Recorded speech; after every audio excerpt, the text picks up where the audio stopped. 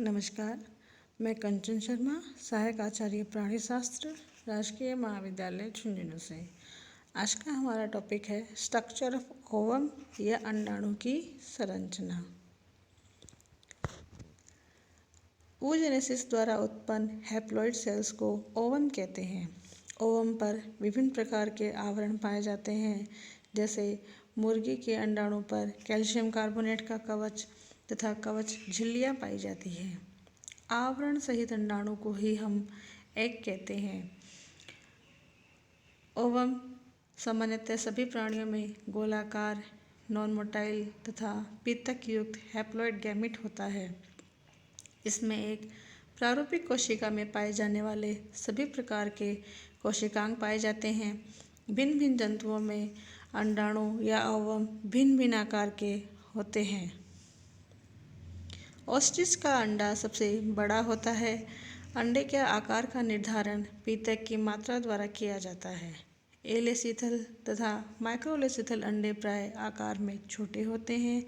इनका आकार 10 माइक्रोन से कुछ सेंटीमीटर हो सकता है, जबकि पॉलीलेसिथल एग पीतक की अधिक मात्रा के कारण आकार में बड़े होते हैं, जैसे पक्षी व रेप्टाइल्स प्राणी। मैमल्स के अंडे का आकार लगभग 100 म्यू होता है। अंडे में वृद्धि व परिवर्धन हेतु आवश्यक सभी पदार्थ स्टोरेज रहते हैं, अतः आकार बड़ा होता है। जबकि शुक्राणु अपने अधिकांश साइटोप्लाज्म को स्पर्मियोजेनेसिस के दौरान त्याग देते हैं, अतः सी अर्चिन के अंडे का आकार 10 × 10 × 10⁻⁻⁴ होता है। शुक्राणु के आकार से 10,000 गुना अधिक होता है। अंडा अपने परिपक्वन के दौरान प्रोटीन, आरएनए, सुरक्षात्मक रसायन तथा मॉर्फोजेनिक फैक्टर्स को संग्रहित किए रखता है। इसमें प्रोटीन होता है। भ्रूणीय कोशिका को ऊर्जा, अमीनो अम्लों की आपूर्ति हेतु अंडे में संरक्षित खाद्य पदार्थों की आवश्यकता होती है, जो कि लीवर तथा फैट बॉडीज में संश्लेषित कर मात्र रक्त परिसंचरण द्वारा परिवर्तित हो रहे अंडे में संग्रहित हो जाते हैं। इसमें आरएनए भी पाया जाता है। आरएनए अर्ली एम्ब्रियोनिक सेल्स को स्वयं के द्वारा संश्लेषित प्रोटीन की आवश्यकता होती है। इस हेतु अंडे में उपस्थित प्री एग्जिस्टिंग टीआरएनए व राइबोसोम का उपयोग किया जाता है। ये ट्रांसफर आरएनए पूर्व पीतक जनन अवस्था में संश्लेषित होते हैं। भ्रूणीय विकास हेतु एमआरएनए की आवश्यकता होती है। इन्फॉर्मोसोम द्वारा एमआरएनए की आपूर्ति की जाती है, जो निषेचन तक डॉर्मेट स्टेज में रहते हैं। फिर इसमें कुछ मॉर्फोजेनेटिक फैक्टर्स भी पाए जाते हैं। ये मॉर्फोजेनेटिक फैक्टर्स अंडे के विभिन्न भागों में वितरित रहते हैं तथा डिफरेंशिएशन को दिशा प्रदान करते हैं। अंडे में उपयुक्त कारकों के अतिरिक्त कुछ सुरक्षात्मक रसायन पाए जाते हैं, जो इसे प्रेडेशन या भक्षण से बचाते हैं। कुछ जंतुओं में पराबैंगनी किरणों या यूवी रेडिएशन से सुरक्षा हेतु आवरण पाए जाते हैं। इन किरणों के द्वारा डीएनए के क्षतिग्रस्त होने पर डीएनए की मरम्मत या रिपेयरिंग हेतु एंजाइम पाए जाते हैं। ओवम पर सुरक्षा हेतु भिन्न भिन्न जंतुओं में भिन्न भिन्न आवरण पाए जाते हैं, जिसे एसेसरी एग मेम्ब्रेन या सहायक झिल्लियाँ कहते हैं। इनकी अपनी उत्पत्ति के आधार पर ये निम्नलिखित प्रकार की होती है। सबसे पहले हम पढ़ते हैं प्राथमिक अंड झिल्लियाँ या प्राइमरी एग मेम्ब्रेन। तो एग मेम्ब्रेन क्या होती है? अंडाणु या ओवम पर सुरक्षा हेतु भिन्न भिन्न जंतुओं में भिन्न भिन्न प्रकार के आवरण पाए जाते हैं, जिसे हम सहायक अंड झिल्ली या एसेसरी एग मेम्ब्रेन कहते हैं। ये 3 प्रकार की होती है: प्राथमिक अंड झिल्लियाँ या प्राइमरी एग मेम्ब्रेन्स, द्वितीयक अंड झिल्लियाँ, सेकेंडरी एग मेम्ब्रेन्स, तृतीयक अंड झिल्लियाँ या टर्सरी मेम्ब्रेन।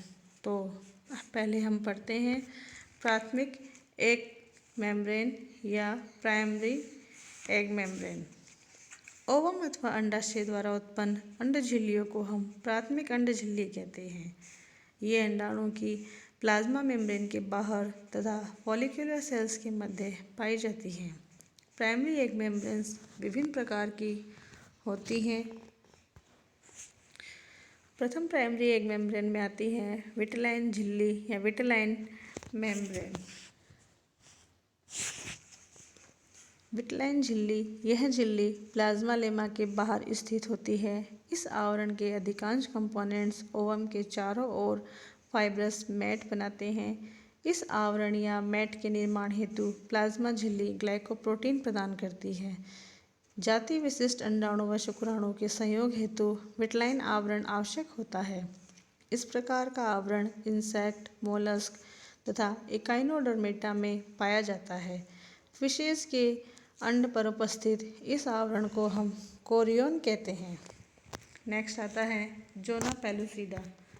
मैमल्स के अंडाणु पर अतिरिक्त कोशिकीय मैट्रिक्स पाया जाता है, जिसे हम जोना पेलुसिडा कहते हैं। इसके बाहर क्यूमुलस कोशिकाओं का आवरण पाया जाता है। क्यूमुलस कोशिकाएं अंडाशय पुट्टक कोशिकाएं होती है। पेलुसिडा अनस्ट्रेटिफाइड या अरेखित प्रकृति की होती है। नेक्स्ट आती है जोना रेडिएटा। यह एक बाह्य रेडियल प्रकृति का आवरण होता है। अंडाणु की बाहरी सतह से कई माइक्रोविलाई निकले रहते हैं जो इसे अरीता प्रदान करते हैं। यह झिल्ली शार्क, ऑस्टिकथिस फिशेज, एम्फीबियंस तथा रेप्टाइल्स में पाई जाती है। Jelly envelope. इस आवरण का सिक्रीशन ओवम व फॉलिकल सेल्स द्वारा होता है। यह पारदर्शी जेली के समान दिखाई देता है।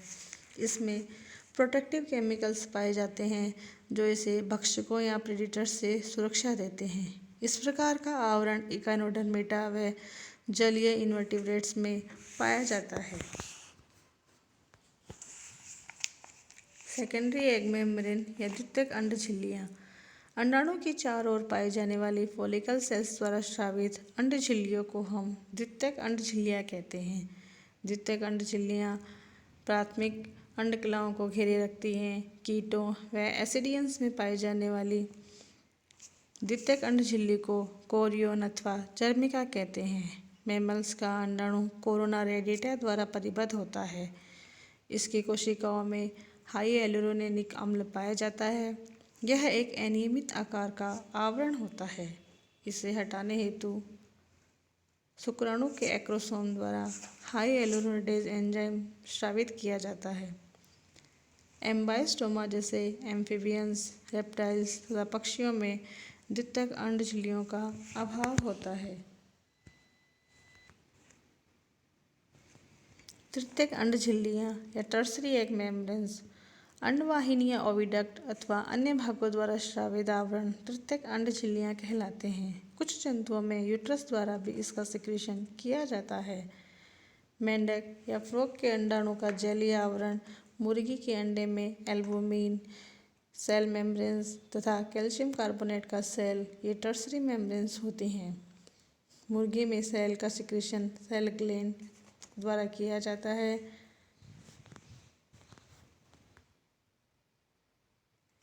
ओविपेरस कार्टिलेजन्स फिशेज में अंडों में भरा एल्बुमिन तथा horny capsule tertiary egg membrane होते हैं। एल्बुमिन का सिक्रीशन अंडवाहिनी के समीपस्थ भाग तथा कवच का निर्माण अंडवाहिनी के दूरस्थ भाग में रूपांतरण से उत्पन्न कवच ग्रंथि या सेल ग्लैंड द्वारा किया जाता है। अब हम पढ़ते हैं importance of egg membranes.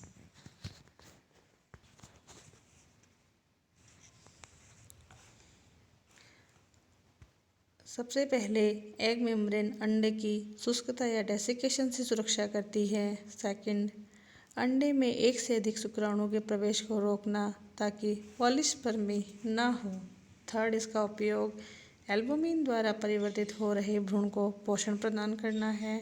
Fourth, अंडों को पानी में उत्प्लावनता या बाउंसी प्रदान करना है। मेंढक का अंडाणु जेली आवरण की सहायता से पानी पर तैरता रहता है। फिफ्थ, इसका उपयोग मुर्गी के अंडे में पाए जाने वाला कैल्जा, जो कि एक तृतीयक आवरण होता है, इंक्यूबेशन के दौरान ब्लास्टोडिस्क को ऊपर रखता है। सिक्स्थ, कैल्शियम कार्बोनेट का कवच अंडे को यांत्रिक सामर्थ्य व सुरक्षा प्रदान करता है। सेवंथ, कीटों में कवच पर स्थित माइक्रोफाइल शुक्राणु प्रवेश को सुगम बनाता है। अब हम देखते हैं कि अंडों के प्रकार भी अलग अलग होते हैं। विभिन्न अंडों में योग की मात्रा व वितरण भिन्न भिन्न होता है। सभी जंतुओं में अंडे परिवर्तन में भिन्नता दर्शाते हैं। इस आधार पर भी अंडे कई प्रकार के होते हैं। First, on the basis of quantity of योग, यानी कि पीतक की मात्रा के आधार पर अंडे अपित्तकी या एलेसिथल, सूक्ष्म पीतकी माइक्रोलेसिथल, मध्य पीतकी मेजोलेसिथल, अति पीतकी पॉलीलेसिथल प्रकार के होते हैं। पीतक के वितरण के आधार पर या on the basis of distribution of योग के बेस पर अंडे समपीतकी आइसोलेसिथल या होमोलेसिथल, गोलार्ध पीतकी डिस्कोलेसिथल, केंद्र पीतकी या सेंट्रोलेसिथल प्रकार के होते हैं। परिवर्तन या डेवलपमेंट के आधार पर अंडे भी निम्न प्रकार के होते हैं। निर्धारी या मोजेक अंडे या फिर डिटर्मिनेट या मोजेक एग्स। अनिर्धारी या नियमनकारी, इसे हम अनडिटर्मिनेटिव या रेगुलेटिव एग्स भी कहते हैं। कवच के आधार पर या on the basis of the cell के आधार पर अंडे क्लिडोइक एग या संकोशी अंडे, नॉन क्लिडोइक एग या अकोशी प्रकार के अंडे होते हैं। धन्यवाद।